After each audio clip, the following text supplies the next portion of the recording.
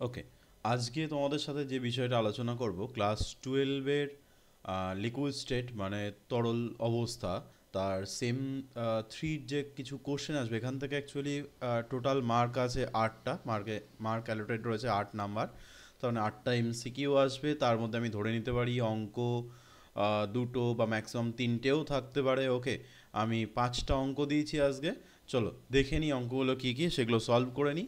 আর পরের আরও অঙ্ক দেবো, সেগুলো তোমরা করতে থাকো, আমাকে জানিও কোনগুলো অসুবিধা হচ্ছে। ওকে চলো তাহলে ফার্স্ট কোশ্চেন বলছে 0.04 মোলার Na2SO4 দ্রবণটি একটি তাপমাত্রায় 0.010 মোলার গ্লুকোজ দ্রবণের সঙ্গে আইসোটনিক। আচ্ছা, আইসোটনিক মানে কি আমরা জানি, দুটো দ্রবণের অভিস্রবণ চাপ সমান হলে আমরা কি বলি, ধরো সলিউশন এ সলিউশন বি এদের অভিস্রবণ চাপ সমান হলে তাহলেই আমরা বলি আইসোটনিক। তাহলে এখানে আছে আমাদের পাই অফ তোমার Na2SO4 is equal to pi of glucose. Okay, এই দুটো সমান। আমরা ভ্যানটপ থেকে কি জানি, pi is equal to i into CRT. Okay, তার মানে আই ইন্টু সি মানে আমি লিখতে পারি n by V, n to R T লেখা যায়। ওকে, এন মানে মোল, ভি মানে হচ্ছে ভলিউম বা আয়তন। ওকে, তাহলে দেখো আমরা এই জায়গা থেকে যদি দুটো সমান হয় তাহলে আমি এখান থেকে করতে পারি, দেখো তো i into n by V কার জন্য, এটা Na2SO4 ইন্টু আর টি যেটা constant. Okay, is equal to আবার কি লিখতে পারি i. Okay,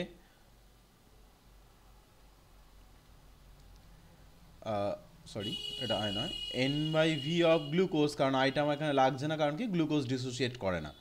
okay, glucose. Okay, into RT, ঠিক কি না, এটা পাচ্ছি আমরা। ওকে, তাহলে এখান থেকে আমার চাই আই।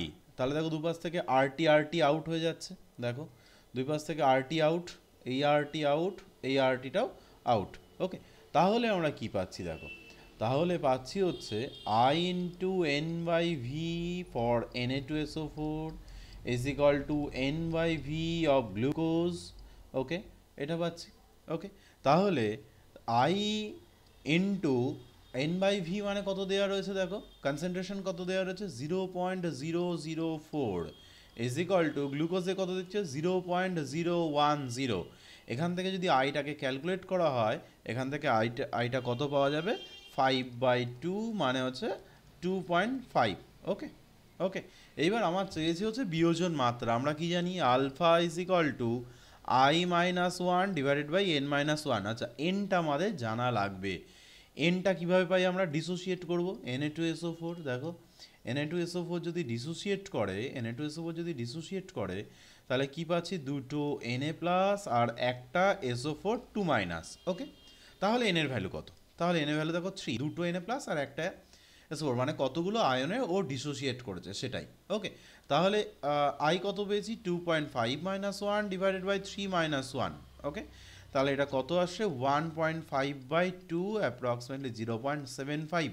ওকে, 0.75 চলে আসছে আমাদের। তার মানে Na2SO4 এর বিয়োজন মাত্রা হচ্ছে 75%। ওকে, 75% হয়ে যাচ্ছে, দেখো 75%। ওকে, 75% হয়ে যাচ্ছে, দেখো কারেক্ট অ্যান্সার। চলো নেক্সট কোশ্চেন।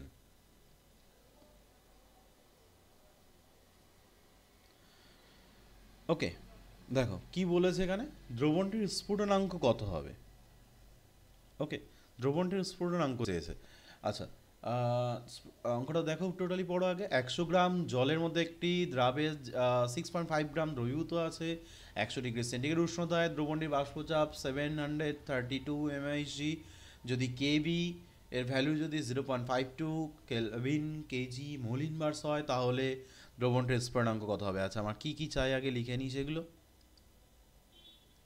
ওকে, চলো কি কি দরকার, তাহলে আমরা কি জানি, n1 is equal two W/m1, কারণ n is equal two W/m। আবার সেটা মানে আমরা জানি 100 ডিভাইডেড বাই 18, কারণ H2O যে 18, কী করে পেলাম 2 × 1 + 16 এর আনভর, তাহলে কত এসছে 18। ওকে, তাহলে এটা করলে কত আসে 5.56 অ্যারাউন্ড। ওকে, এটা করলে, কারণ আমরা জানি 1000/18 করলে 55.56 এরকম আসে, তাহলে 5.56 অ্যারাউন্ড। ওকে, তাহলে আমরা কি জানি P naught minus P by P naught is equal to আমরা কি জানি এক্স টু, ঠিক কিনা? X two is equal to N two by N one plus N two, যেটা অ্যাপ্রক্সিমেটলি আমি N two by N one ধরে নিতে পারি। ওকে ওকে, তার মানে দেখো পি নটটা কত জানি আমরা 760, তাই তো? 760 মাইনাস 732, ওকে, এই যে দেওয়া আছে 732 mmHg divided by P naught মানে 760, okay, is equal to N two by n ওয়ানটা কত আসছে দেখো, এন ওয়ানটা 5.56, এটা যখন তুমি ক্যালকুলেট করবে N two is equal to কত আসছে 0.205 অ্যারাউন্ড, ওকে, এর কাছাকাছি আসছে। চেয়েছি কি আমার চাই হচ্ছে ডেল্টা টিবি ড্যাশ, আমরা কি জানি ডেল্টা টিবি ড্যাশ মানে কি জানি আমরা, চলো দেখে নিই। আচ্ছা তার আগে যাই ডেল্টা টিবি, ওকে, ডেল্টা টিবি মানে আমরা কি জানি, ডেল্টা টিবি মানে delta TB is equal to আমরা কি জানি কেবি ইন্টু এম, ওকে, তাহলে কেবি ইন্টু এম মানে কত 1000 into W two divided by M two into W one is equal to, তাহলে কী হচ্ছে KB into 1000 into n two divided by W one, okay, এটা পাচ্ছি আমি, তাই তো? কারণ W two by M two মানে কত এন টু, ওকে, তাহলে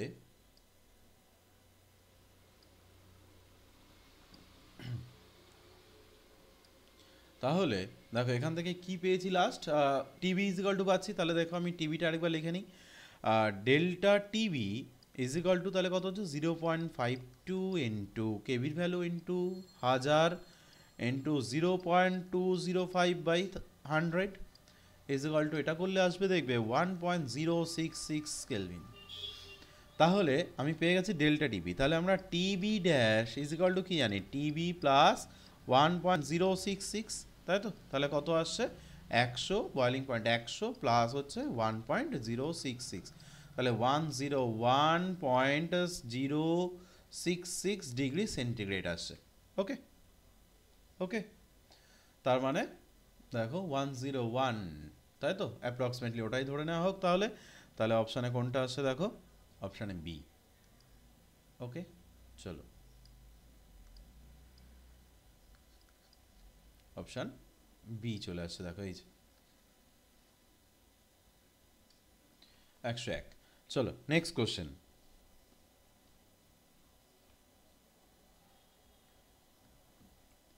নেক্সট কোশ্চেন কি বলেছে, কোনটি নর্মালিটি সর্বোচ্চ? আচ্ছা প্রত্যেকটা তার মানে নর্মালিটি চাই, তাই তো? চলো নর্মালিটি কি করে ক্যালকুলেট করা হয় দেখো, নর্মালিটি, আচ্ছা প্রথম কথা আমাদের কি দেওয়া আছে দেখো, 1000 ml দ্রবণের মধ্যে 0.8.0 গ্রাম কেওএইচ, ওকে, তাহলে 100 ml দ্রবণে 100 ml দ্রবণে কেওএইচ আছে 8 গ্রাম, ওকে, ঠিক কিনা? তাহলে আমি লিখতে পারি 1000 ml, কারণ আমার নর্মালিটি বার করতে গেলে 1000 ml আসতে হবে, কেওএইচ কতটা আছে তাহলে বলো, তাহলে 80 গ্রাম, কারণ এটা ঐকিক নিয়ম পেলে 80 গ্রাম আসবে, ওকে, তাহলে দেখো ইজিকল টু আমি কত পাচ্ছি 80/56 গ্রাম ইকুইভ্যালেন্ট, কারণ কেওএইচ 56, ওকে, কারণ পটাশিয়াম আমরা কি জানি 19, ওপরে কত হয় অ্যাপ্রক্সিমেটলি 39, আর এদিকে অক্সিজেন হচ্ছে 16 প্লাস হচ্ছে 1, ওকে ওকে, তাহলে 39 প্লাস 16 প্লাস 1, তাহলে কত আসে অ্যাপ্রক্সিমেটলি 56 বা অ্যাপ্রক্সিমেটলি 56ই আসে এটা। আচ্ছা এগুলো কিন্তু মোটেই পটাশিয়ামে না, এটা অক্সিজেন এবং হাইড্রোজেন, মানে আমি অ্যাকচুয়ালি কে হয়েছে মাসটা বার করেছি 56, ওকে, তাহলে দেখো আমার গ্রাম ইকুইভ্যালেন্ট চলে এসে কত 1.428 গ্রাম ইকুইভ্যালেন্ট, ঠিক কিনা এটা? তার মানে এটা মানেই কি আমার নর্মালিটি, তাহলে দ্রবণটা নর্মালিটি কত রয়েছে, দ্রবণটা নর্মালিটি আমি লিখতে পারি 1.428 নর্মাল, ওকে, চলো এটা পেয়ে গেছি। সেকেন্ড,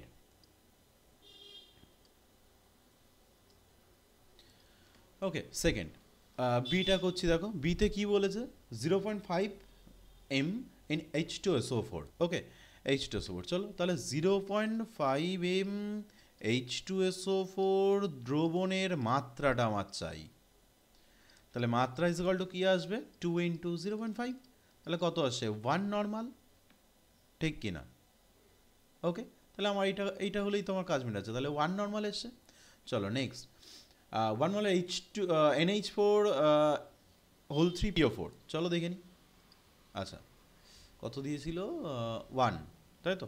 চলো, আচ্ছা, যদি NH4 হোল 3PO4 ডিসোসিয়েট করে তাহলে কি তৈরি হচ্ছে? 3টে NH4 প্লাস প্লাস হচ্ছে PO4 3 ঠিক?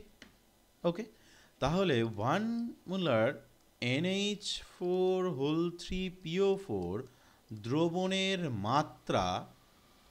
মাত্রা ইজিক্যালটা আমি লিখতে পারি 1 ইন্টু 3 নর্মাল ইজিক্যাল টু তাহলে 3 নর্মাল। ওকে ওকে, তাহলে 100 ml দ্রবণে, ওকে, আচ্ছা এটা তো পেয়ে গেছে, আমার তো এটাই চেয়েছিল। দাঁড়াও এক সেকেন্ড, কোশ্চেনটা দেখে নিই। এটাই চেয়েছে, হ্যাঁ 1 মোলার, তাহলে আমি পেয়ে গেছি এটা কত? 3 নর্মাল। ওকে, চলো নেক্সট নেক্সট নেক্সট কোশ্চেন, মানে নেক্সট পার্টটা আরেকটা কি আছে দেখে নাও। আরেকটা আছে 6 গ্রাম NaOH পার 100 ml। ওকে, তাহলে ডি, এটা বি গেছে, এটা সি গেছে, এবার ডি লাস্ট। চলো, ডিটা কি বলেছে? ডিটা 1 মোলার NH4 হোল 3, সরি এটা নয়, তোমার 6 গ্রাম NaOH আছে। আচ্ছা, 6 গ্রাম NaOH, এটা ভুল করেছি। ওকে, চলো, আচ্ছা, তাহলে কি আছে? 100 ml দ্রবণে NaOH আছে কত? 6 গ্রাম। দেখো বলে দিয়েছে এটা, এই যে 6 গ্রাম। ওকে, তাহলে এইবার 1000 ml এর মধ্যে কত আছে আমার চাই? 1000 ml এর মধ্যে কত আছে বলো? তাহলে কত হবে বলো? 60 গ্রাম। ওকে, 60 গ্রাম মানে কত ইকুইভ্যালেন্ট? তাহলে 60/40, কারণ NaOH আমরা জানি NaOH কত? 23 প্লাস 16 প্লাস 1, তাহলে কত হচ্ছে? 40, তাই তো? তাহলে এত গ্রাম ইকুইভ্যালেন্ট, আর গ্রাম ইকুইভ্যালেন্ট মানে কি? মোল, তাহলে এটা করলে আসে 1.5, সরি মোল নয়, নর্মালিটি 1.5 নর্মাল। ওকে, তাহলে এই দ্রবণের মধ্যে সবথেকে নর্মালিটি কি বলেছিল? সর্বোচ্চ। তাহলে নর্মালিটি অপশান এতে যেটা ছিল সেটা পাচ্ছি 1.428। ওকে, 428। ওকে, আর পাচ্ছি হচ্ছে দেখো বিটা যেটা পেয়েছিলাম সেটা পেয়েছি হচ্ছে 1, অনেকটাই কম। চলো, অপশান সিতে যেটা আছে দেখো 3 নর্মাল পেয়েছি, অপশান ডিতে যেটা আছে দেখো 1.5, তার মানে option C correct answer. Option C correct answer, এর নর্মালিটি সর্বোচ্চ। ওকে ওকে, চলো নেক্সট কোশ্চেন কি বলেছে? এবি একটা তড়িৎ বিশ্লেষ্য পদার্থ যা দ্রবণে 100% আয়নিত হয় 300 কেলভিন উষ্ণতায়। ওই তড়িৎ বিশ্লেষ্যটি 10% দ্রবণের অভিস্রবণ চাপ কত হবে? পাই। অভিস্রবণ চাপ কত আমরা কি জানি? তড়িৎ বিশ্লেষ্য মানে আইসিআরটি। তাহলে আমার চাই হচ্ছে আগে ডিসোসিয়েট করিয়ে নিতে হবে এবিটাকে। চলো, তাহলে এবি যদি ডিসোসিয়েট করে তাহলে এবি, ওকে, অ্যাকুয়াস মিডিয়ামে আছে, এটা যদি ডিসোসিয়েট করে তাহলে এ প্লাস ইন অ্যাকুয়াস মানে জলীয় মাধ্যমে প্লাস বি মাইনাস জলীয় মাধ্যমে আছে। ওকে, তাহলে এখানে এন ইজকাল টু কত হচ্ছে বলো? 2, 1 প্লাস 1, তার মানে কত হচ্ছে? 2, তাই তো? তাহলে 1 is equal to I minus 1 divided by 2 minus 1 করে আমি এখান থেকে আইটাকে ক্যালকুলেট করে নিতে পারি। 2 alpha is equal to I minus 1 divide by N minus 1, তাহলে এখান থেকে আমি আই পেয়ে যাচ্ছি কত দেখো? 2। ওকে, এবার কি বলেছে? 10% দ্রবণ বলতে যেটা বোঝাচ্ছে 10% দ্রবণের অভিস্রবণ, তাহলে 10% দ্রবণ মানে কি বোঝায়? 10% দ্রবণ বলতে বোঝাচ্ছে যে 100 ml দ্রবণে এবি আছে 10 গ্রাম। ওকে, 10 গ্রাম, তার মানে 1000 ml দ্রবণে এবি আছে 100 গ্রাম, ঠিক কিনা? 100 গ্রাম। ওকে, তাহলে এখন এই 1000 ml দ্রবণে এবি এর মোল সংখ্যা চাই আমার, মোল সংখ্যা। এবি এর মোল সংখ্যা কত করবো তাহলে? W/M, তাই তো? এটা তাহলে কত আসছে? হাফ মোল। তাহলে দ্রবণটির গাঢ়ত্ব কত আসে? সি ইজ ইকুয়াল টু আমি কি লিখতে পারি? হাফ মোল পার লিটার, ঠিক কিনা? তাহলে এইবার আমি পাই ইজ ইকাল টু আইসিআরটি চালাতে পারি। পাই ইজ ইকাল টু আইসিআরটি যদি চালায় তাহলে কত আছে 2 ইন্টু হাফ ইন্টু 0.082 আর এর ভ্যালু ইন্টু টি মানে 300, দেখো পেয়ে গেছি এটা 300, এটা যখন ক্যালকুলেট করবে দেখবে অ্যাপ্রক্সিমেটলি 24.63 এটিএম আসবে। তো এটা হচ্ছে প্রেশারটা 24.63 এটিএম আসবে। ওকে, অবিশ্রবণ চাপ। তার মানে অপশান দেখো 24.63 বা অপশান বি, দেখো অপশান বি কারেক্ট হয়ে গেছে, অপশান বি। ওকে, অপশান বি। চলো নেক্সট কোশ্চেন।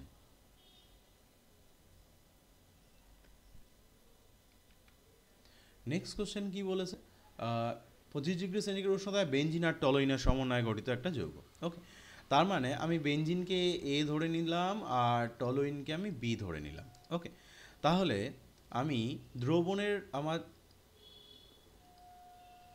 চলো বেঞ্জিন ধরে নিয়েছি, তার মানে দ্রবণে বেঞ্জিনের মোল ভগ্নাংশ চাই আমার, মোল ভগ্নাংশ। ওকে, মোল ভগ্নাংশ ইজ ইকাল টু বা ব্র্যাকেটে লিখে দিলাম এক্স ইজ ইকাল টু আমরা কি জানি 1/2, কারণ 1:1 রেশিওতে আছে, তাই তো 1/2। তাহলে টলুইন দ্রবণে টলুইন যেটা রয়েছে টলুইন এর মোল ভগ্নাংশ কত হচ্ছে বলো, 1 মাইনাস 1/2, তাহলে কত হচ্ছে আবার হাফ, বা নর্মালিও বার করা যায় হাফ। ওকে, তাহলে মোট বাষ্পচাপ চাই আমার এখন, মোট বাষ্পচাপ,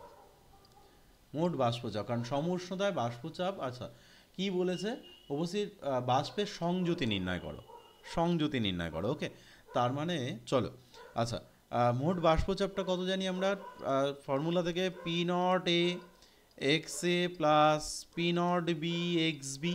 হ্যাঁ, তাহলে P is equal to P naught A কত দিয়েছে দেখো, বলে দিয়েছে যে যথাক্রমে 12.8 আর হচ্ছে তোমার 3.85, তাহলে 12.8 ইন্টু 1/2 প্লাস 3.85 ইন্টু 1/2, তাহলে এখান থেকে প্রেশারটা আমি পাবো অ্যাপ্রক্সিমেটলি 8.325 কিলোপাস্কাল। ওকে, এটা পাবো। তাহলে এইবার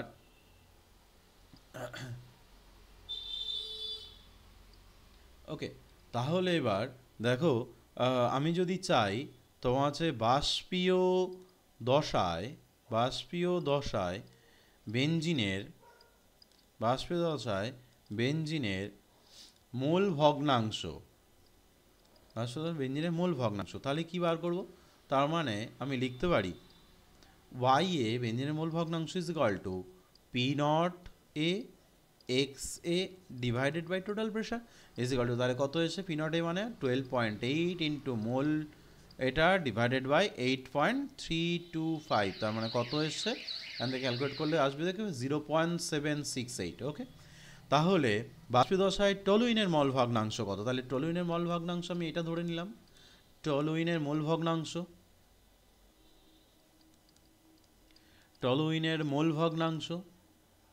ওকে, টলুইনের মোল ভগ্নাংশ y B is equal to 1 minus y A, কারণ আমরা কি জানি y A plus y B is equal to 1। Okay, বা তোমরা জানো x A plus x B is equal to 1। এবার যেহেতু আমরা এখানে এক্সট্রা একটা ধরে নিয়েছি যে এখানে মোল, তার জন্য আমি ফ্র্যাকশনটা, তার জন্য আমি ওয়াই বি এখানে নিয়ে নিলাম, কোনো অসুবিধা নেই এটাতে। চলো 1। ওকে, তুমি এবিসিডিও ধরতে পারো, এ বি যেহেতু ধরেছি এক্স ওয়াই জেড যা ইচ্ছা এখানে ধরে নিতে পারো। ওকে, তাহলে ওয়াই বি ইজকাল টু কত আসে, তাহলে Y B is equal to 1 minus 0.768, তাহলে কত আসে 0.232। ওকে, 0.232, তাহলে দুটোই চেয়েছে দেখো অপশানে, কোনটা হবে বলে দাও, দেখো অপশানের সাথে আরেকটা অপশানের সাথে মিলিয়ে নাও, তাহলে এটা পেয়েছি ওয়াই এ। ওকে, আর এটা পেয়েছি ওয়াই বি, অপশানের সাথে মিলিয়ে কমেন্টে জানাও কোনটা অপশানে এসছে।